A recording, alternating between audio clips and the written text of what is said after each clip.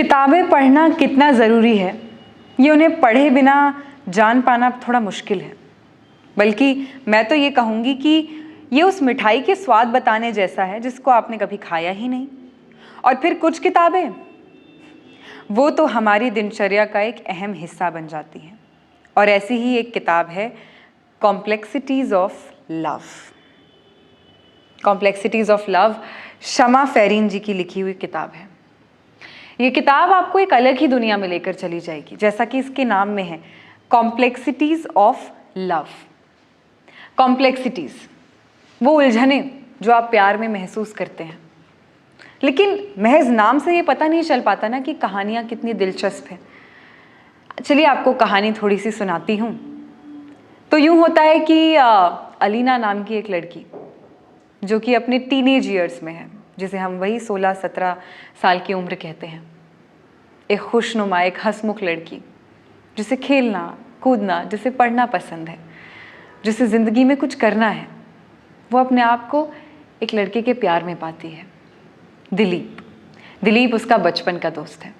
मगर अलीना डरती है कि कहीं अगर उसने ये बात उससे कह दी और फिर उसने मना कर दिया तो, कहीं उसके मन में किसी और के लिए कोई प्यार हुआ तो। और देखिए ऐसा ही तो होता है।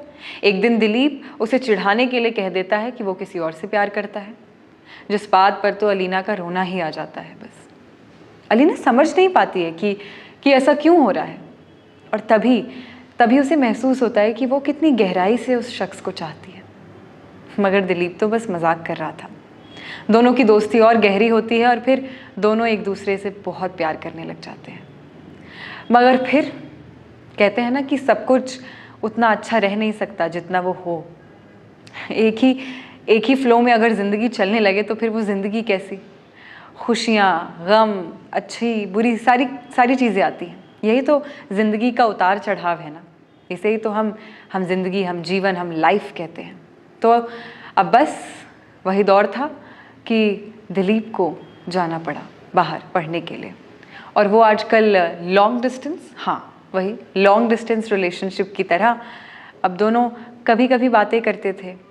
मुश्किल से जब वो यहाँ लौटता था या उसका कभी वहाँ जाना होता था तो ही मिल पाते थे। मगर फिर अचानक एक दिन ऐसा क्या होता है कि अलीना, जो दिलीप से इतना प्यार करती थी, वो उससे ब्रेकअप कर लेती है, उसे छोड़ देती है और छोड़ के चली जाती है। वो कहती है कि वो सह नहीं पा रही है। मगर क्या सहने की बात चल रही है? दोनों तो बहुत खुश थे ना, एक दूसरे से बहुत प्यार करते थे। और फिर एक लड़का आता है, अरुण। अरुण कौन है? अरुण जिसकी वजह से शायद ये सब कुछ हुआ। अरुण, पर क्या वो इतना ज़रूरी किरदार है कहानी में? अरुण वो लड़का जिसका अभी तक नाम भी नहीं आया था, जिसके बारे में कुछ लिखा भी नहीं है, जिसके बारे में कोई बात भी नहीं हुई थी, जिसे ना दिलीप उतने अच्छे से जानता था और ना अलीना। अचानक से उसके आने से क्या ज़िंदगी में इतना बड़ा तूफान आ सकता है? और फिर अरुण भी गायब और रुद्र आ जाता है। ये क्या हो रहा है? अभी तो अलीना दिलीप से प्यार करती थी, अब अरुण आ गया और फिर अचानक रुद्र। कहानी कौन सा मोड़ ले रही है? क्या दिलीप उसकी ज़िंदगी में वापस लौटेगा? और इस कहानी का अंत कैसे होगा? क्या अलीना कभी अपनी ज़िंदगी में वो प्यार की एक नज़र ढूंढ पाएगी जिसके लिए वो तरस रही थी? और आखिर वो क्या कमी थी जो दिलीप से रह गई, जिसकी वजह से अलीना और दिलीप एक दूसरे से इतना प्यार करने के बाद भी अलग हो गए? क्या जिस तरह से अलीना को बताया जा रहा है वो हकीकत में ऐसी है या फिर कहानी कुछ और ही है? अगर आप भी जानना चाहते हैं इन सवालों के जवाब तो ज़रूर पढ़िए ये किताब कॉम्प्लेक्सिटीज़ ऑफ लव, जिसे लिखा है शमा फेरिन जी ने। इस किताब को पढ़िएगा और अपना रिव्यू हमसे कमेंट्स में शेयर करना मत भूलिएगा।